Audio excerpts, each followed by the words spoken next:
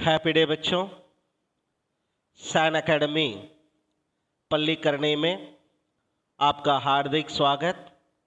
यह कक्षा 9वीं द्वितीय भाषा हिंदी के अंतर्गत हम एक कविता पढ़ने जा रहे हैं।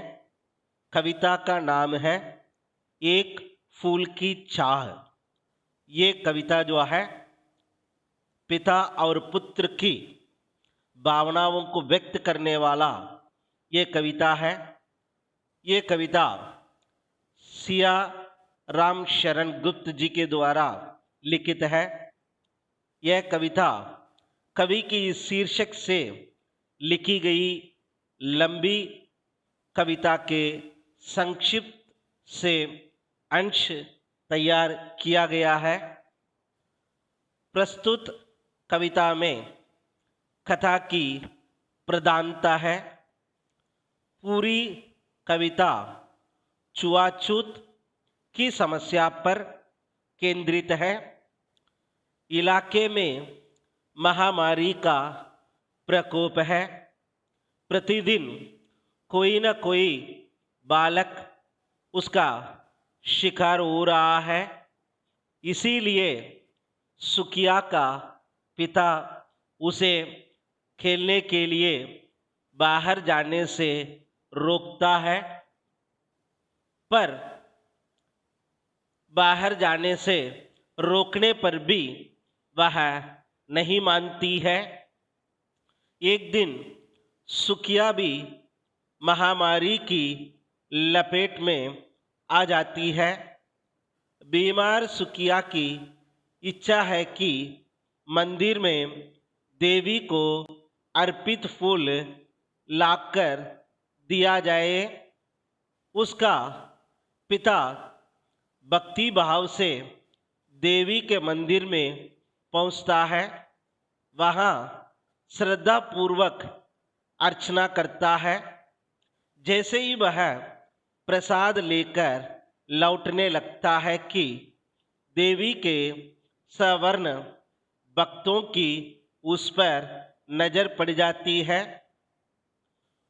उनकी नजर में एक अछूत ने मंदिर में प्रवेश कर देवी का घोर अपमान कर देने के अपराध में उसे देवी के इस बेहरमी से लोग जो है चिल्लाते हैं।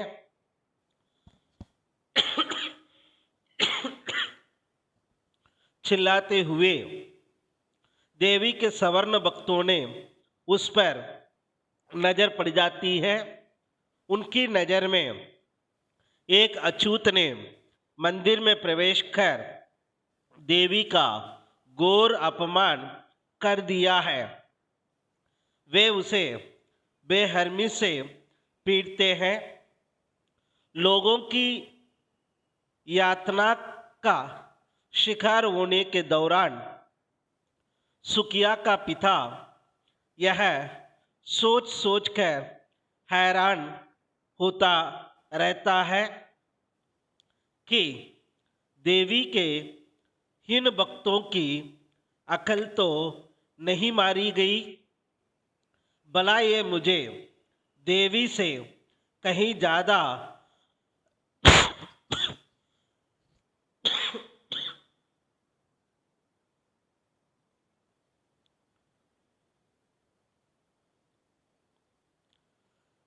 भला ये मुझे देवी से कहीं ज़्यादा असरदार बताकर उसका अपमान क्यों कर रहे हैं? क्या मेरी अछूत बकाई देवी से भी बड़ी है? इतनी बड़ी कि इससे उसकी पवित्रता नष्ट हो जाए। ये कैसे भक्त हैं जिन्हें अपने आराध्य की शक्तियों का भी ठीक ठीक भान नहीं। इस मार पिटाई के बीच हाथ में थमा हुआ प्रसाद वही मंदिर के फर्श पर बिखर जाता है।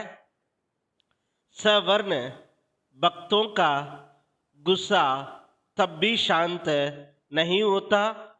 उनका मानना है कि इस अछूत ने मंदिर में आकर देवी की गरिमा को ठेस पहुंचाई है।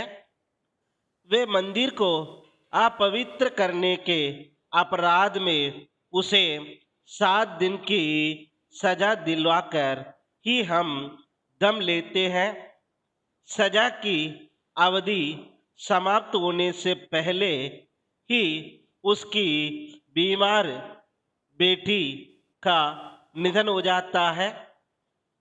जब तक वह मरघट पहुंचता है, पड़ोसी उसकी बेटी की चिंता को आगे के हवाले कर चुके होते हैं।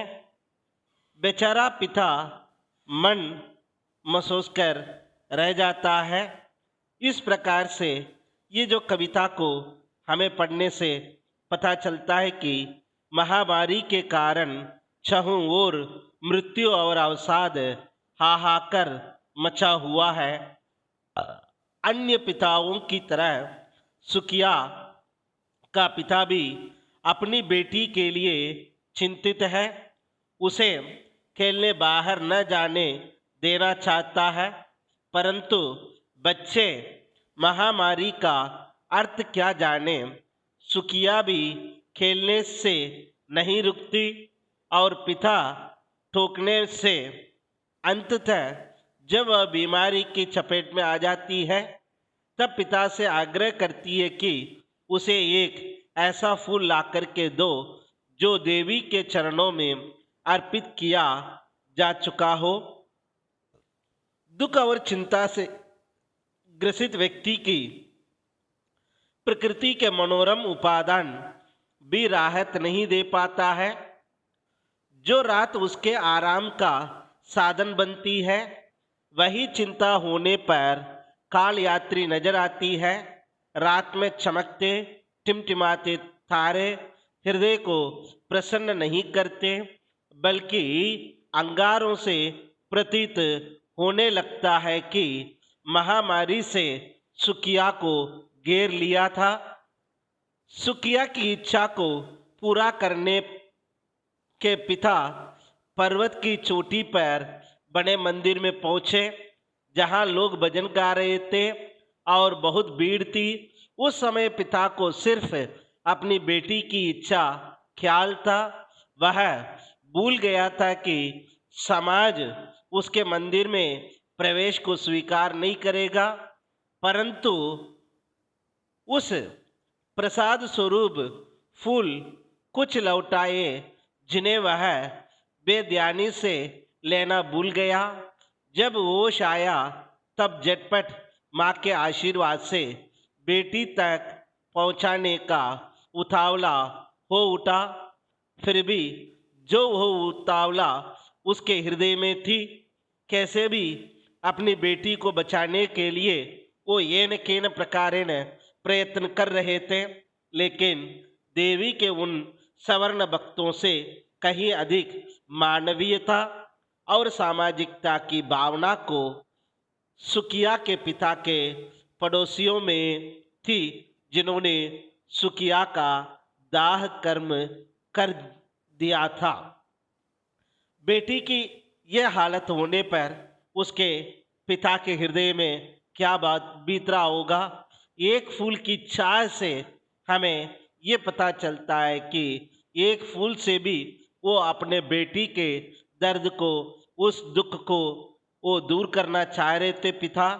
मरते हुए भी सुकिया जो है किसी भी तरह जो है उस फूल को पाना चाहती थी, लेकिन वो क्या नहीं हो पाया, वो जो है पूर्ण नहीं हो पाया है।